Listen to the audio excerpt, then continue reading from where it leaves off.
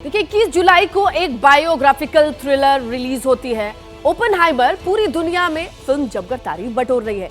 ये film scientist Robert Oppenheimer के ऊपर बनी है और इनकी वजह से मैनहट्टन प्रोजेक्ट अपने अंजाम तक पहुंचा। इनकी वजह से पृथ्वी पर एटमी प्रहार हुआ। हिरोशिमा नागासाकी पर हुए परमाणु हमले ने दुनिया को बदल कर रख दिया। करीब 8 दशक के बाद आज दुनिया में कई ऐसे वॉर जोन हैं जहां हिरोशिमा और नागासाकी जैसे अटैक का खतरा बना हुआ है। तो क्या मैदाने जंग में तीसरा एटम बम गिरने वाला है? 6 अगस्त 1945।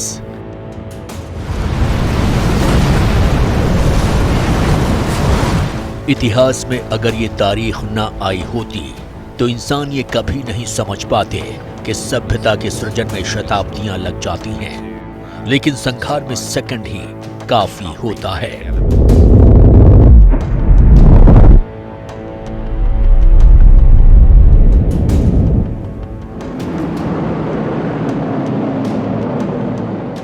उस रोज जापान के हिरोशिमा शहर के ऊपर पहला एटम बम गिरा था। मशरूम के शेप वाला बारूदी बवंडर उठा। 4000 डिग्री सेल्सियस के टेम्परेचर में हिरोशिमा की आबादी भाप बनकर फना हो गई। चंद मिनटों में 70,000 से ज्यादा लाशें बिछ चुकी थी।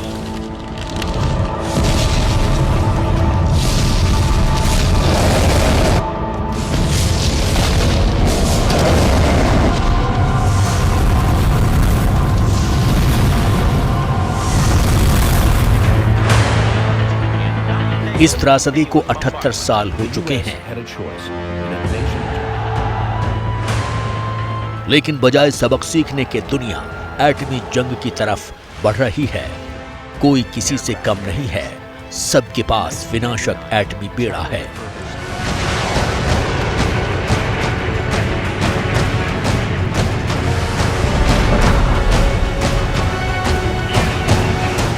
मरने मारने की इस जंग में कब 6 अगस्त 1945 रिपीट हो जाए कोई नहीं जानता, क्योंकि इस वक्त दुनिया में एक नहीं पूरे 5 वॉर जोन तैयार हैं।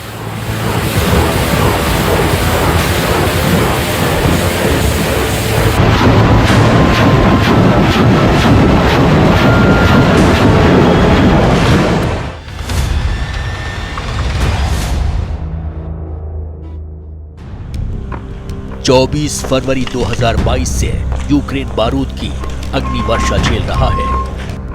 क्या नहीं गिरा इस जमीन पर बम, मिसाइल, रॉकेट। आधा मुल्क खंडहर बन चुका है। 17 महीने से ज्यादा का वक्त हो गया है। दुनिया भर के देश मिलकर भी व्लादिमीर पुतिन को समझा नहीं पाए हैं। पश्चिमी देशों की मदद से यूक्रेन अब भी जंग में टिका है। यूक्रेन का यही जुझारूपन पुतिन को टेंशन दे रहा है। जिस तरीके से यूक्रेन ने फाइट बैक किया है और रूसी सैनिकों के कब्जे से खेरसॉन और खार्किव में मजबूती हासिल की है, उसके बाद से पुतिन गुस्सा गए हैं और यूक्रेन के वॉर जोन में एटम बम के इस्तेमाल का खतरा बढ़ चुका है। ऐसा अमेरिकी खुफिया एजेंसियों को भी लगता है और अब तो इसका सिग्नल पुतिन ने खुद दे दिया। यूक्रेन के बॉर्डर से सटा हुआ देश है बेलारूस। अमेरिका की धौंस को दरकिनार करते हुए पुतिन ने बेलारूस में परमाणु हथियारों की तैनाती कर दी। सन की तानाशाह और बेलारूस के राष्ट्रपति अलेक्जेंडर लुकाशेंको को पुतिन ने परमाणु वॉरहेड भी भेज दिया है। बेलारूस में टैक्टिकल परमाणु हथियारों की तैनाती कोई मजाक नहीं है, क्योंकि यूक्रेन पर बेलारूस की तरफ से कभी भी न्यूक्लियर हमला हो सकता है।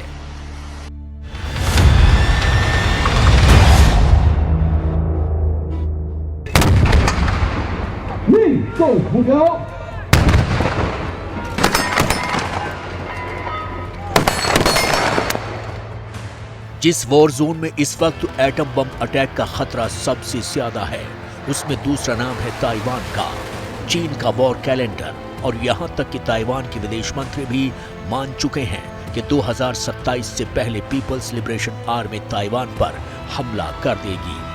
ग्लोबल थिंक टैंक्स को डर है कि जब ये फाइनल असॉल्ट होगा तो अंजाम कहीं 6 अगस्त 1945 जैसा न हो जाए।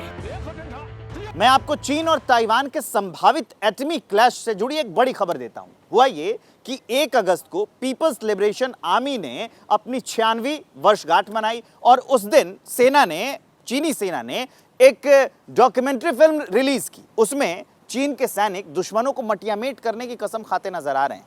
तो इस डॉक्यूमेंट्री को ताइवान पर एटमी अटैक के हिंट के तौर पर देखा जा रहा है। अब यहां चीन के सामने एक मुश्किल है। उस मुश्किल का नाम है अमेरिका। अमेरिका ने ताइवान को वचन दे रखा है कि अगर चीन की पीपल्स लिबरेशन आर्मी ने हमला किया तो पैसिफिक बेड़ा पीएलए पर टूट पड़ेगा। जैसे ही घड़ी का काटा दोपहर 2:30 पे आए, बबीता जी का दिल सास बहू साजिश के लिए मचल जाए। और ये है इनकी बहू, पूरे दिन ऑफिस की टेंशन हो जाए गॉन जब ये करें अपना फेवरेट शो फ्री टाइम पे ऑन।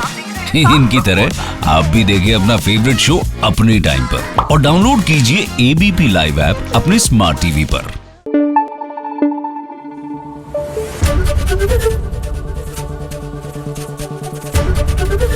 एबीपी न्यूज आपको रखे आगे।